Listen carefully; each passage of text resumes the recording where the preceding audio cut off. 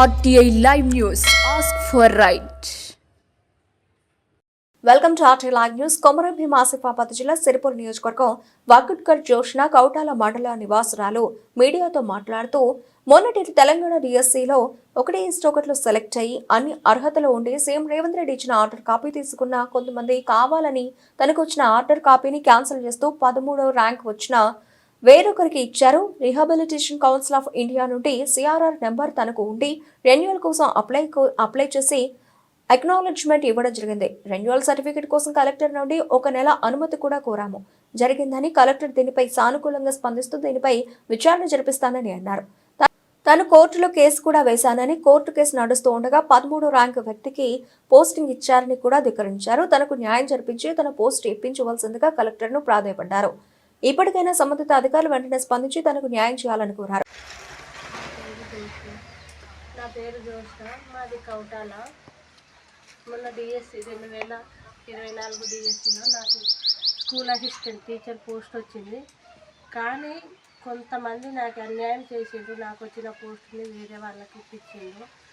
కేవలం RC renewal లేదనే కారణం చూపించి నాకు ఇవ్వలేదు. కాకపోతే నేను ఆర్సీఐ రెన్యువల్కి అప్లై చేసుకొని ఉన్నాను, అక్నాలజ్మెంట్ పెట్టాను.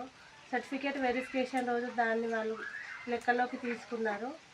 నాకు 9వ తేదీ ఎల్బీ స్టేడియంలో అపాయింట్మెంట్ లెటర్ కూడా ఇవ్వడం జరిగింది. నేను ఈలోపు సర్టిఫికేట్ వచ్చేంత టైంలో నేను కలెక్టర్ సార్ని టైం అడిగాను. 30 రోజుల టైము నాకు గడువు ఇవ్వండి, రెన్యువల్ సర్టిఫికేట్ తీసుకొస్తానని చెప్పిన ఈ టైంలో నేను తీసుకొచ్చి ఇచ్చాను. అయినా నా పోస్ట్ నాకు ఇవ్వకుండా వేరే వాళ్ళకి ఇచ్చారు. నేను కోర్టులో కూడా కేసు వేసి ఉన్నాను. కోర్టులో నాకు ఆర్డర్ వచ్చింది నా పోస్ట్ నాకు ఇవ్వండి అని. అయినా ఆ ఆర్డర్ని వాళ్ళు లెక్క చేయకుండా వేరే వాళ్ళకి నా పోస్టుని ఇచ్చారు. నాకు ఎలాగైనా సరే న్యాయం జరగాలని నేను అధికారుల చుట్టూ తిరుగుతున్నాను. నేను 9 నెలల గర్భవతిని. ఇప్పుడు అతనికి పోస్టింగ్ ఇచ్చిన 10 రోజులకి మా ఇంటికి ఒక లెటర్ వచ్చింది. ఆ లెటర్లో జీవో నెంబర్ 4 ప్రకారం మేము క్యాన్సిల్ చేస్తున్నామని ఉంది. కానీ జీవో నెంబర్ 4లో ఏముందంటే సిఆర్ఆర్ నెంబర్ ఉండాలని ఉంది.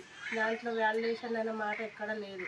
కానీ వాళ్ళు ఆ రీజన్ చూపించి నా లెటర్ని క్యాన్సిల్ చేసిండ్రు. సో ఆ జీవోలో వాళ్ళు చెప్పిన రీజన్ లేదు. తీసుకున్నారు. ఇది నాది అపాయింట్మెంట్ లెటర్. ఓకే, ఇంకా మీరు కోర్టులో పెట్టినారుగా? కోర్టులో పెట్టాను. కోర్టు నుండి వచ్చింది నాకు ఇది నా పోస్ట్ నాకు ఇవ్వాలి అని. వాళ్ళు కోర్టు ఆర్డర్ కూడా ఇవ్వడం జరిగింది. ఈ కోర్టు ఆర్డర్ వచ్చినా నా పోస్ట్ నాకు ఇవ్వట్లేదు. తర్వాత నేను కలెక్టర్ గారిని కలవడం జరిగింది. ఈ విషయం మీద విచారణ జరిపిస్తానని చెప్పారు.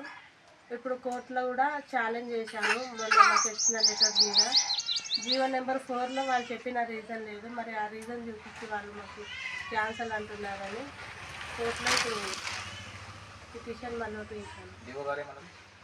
డిఓ గారు నేను వెళ్ళినప్పుడు మనకి ఇన్ఛార్జ్ డిఓ ఉన్నారు వేరే వాళ్ళు. ఆ డిఓ ఉండి మనకి మంచిర్యాలలో ఉంటారు డిఓ, అందుబాటులో లేరు. ఆ డిఓ సార్ వచ్చిన తర్వాత దీని గురించి మాట్లాడి మీకు ఏదో ఒకటి చెప్తామన్నారు. నాకు న్యాయం జరగాలి, అది ఎలాగైనా సరే మీరు అధికారులు. నా అపాయింట్మెంట్ నా తర్వాత నాది 11th ర్యాంకు. నాకు అన్ని అర్హతలు ఉన్నాయి, అయినా లేవని చెప్పి నన్ను పక్కన తొలగించి 13th ర్యాంక్ అతనికి నా పోస్టుని ఇచ్చిండు. కోర్టులో కేసు నడుస్తుంటే నా పోస్టుని అతనికి ఎట్లా ఇస్తారు?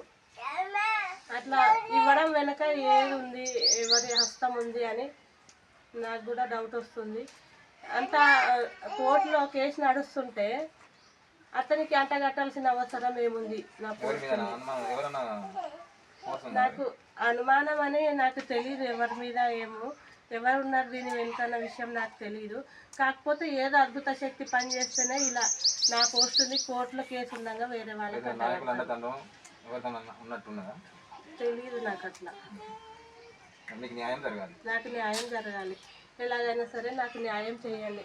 నేను ఇప్పుడు 9 నెలల గర్భవతిని. నేను చిన్న బాబుని తీసుకొని, నాకు 22 నెలల బాబు ఉన్నాడు. ఆ బాబుని తీసుకొని నేను కోర్టు చుట్టూ, ఆఫీస్ చుట్టూ, కలెక్టర్ చుట్టూ తిరుగుతున్నాను. మీకు ఏది తక్కువ మీరు ఆర్షై రెన్యువల్ లేదు అన్నారు. నేను రెన్యువల్ చేసి అక్నాలజ్మెంట్ పెట్టాను. అక్నాలజ్మెంట్ నడుస్తుంది కూడా. దాని మీద 30 వర్కింగ్ డేస్ అని ఉంది. అయినా నేను ఎందుకైనా మంచిదని కలెక్టర్ సార్ దగ్గర టైం తీసుకున్నాను. ఇది రెన్యువల్ సర్టిఫికేట్. ఇది వచ్చిన తర్వాత నా పోస్ట్ నాకు ఇవ్వాలి. నేను డిఓ సార్కి ఇది తీసుకుపోయి సబ్మిట్ చేశాను.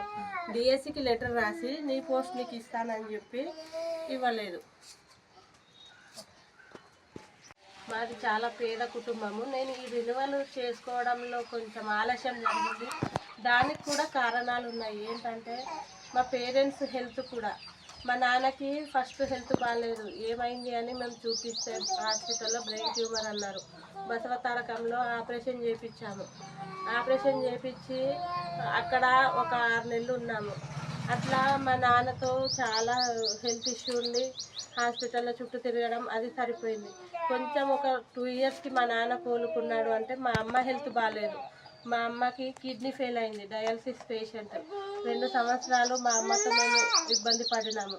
ఇలా హెల్త్ ఇష్యూస్ తర్వాత ఈ పిల్లలు, నాకు తర్వాత బాబు పుట్టిండు. ఆ బాబు ప్రెగ్నెన్సీ టైంలో డాక్టర్ ఎక్కడ వెళ్ళొద్దు అని చెప్పడం, ఇవన్నీ కొంచెం ఫ్యామిలీలో డిస్టర్బెన్స్ ఇవన్నీ ఉండడం వలన నేను అది రెన్యువల్ చేసుకోవడం కొంచెం ఆలస్యం అయింది. కానీ సర్టిఫికేట్ వెరిఫికేషన్ టైంకి నేను రెన్యువల్ చేసుకొని అక్నాలజ్మెంట్ పెట్టాను.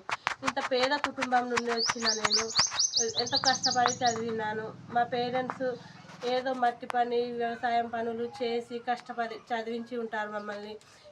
సో ఇట్లా ఇంత కష్టపడి చదివి మేము తీరా ఉద్యోగం వచ్చిన తర్వాత ఇలా చేయడం న్యాయం కాదు.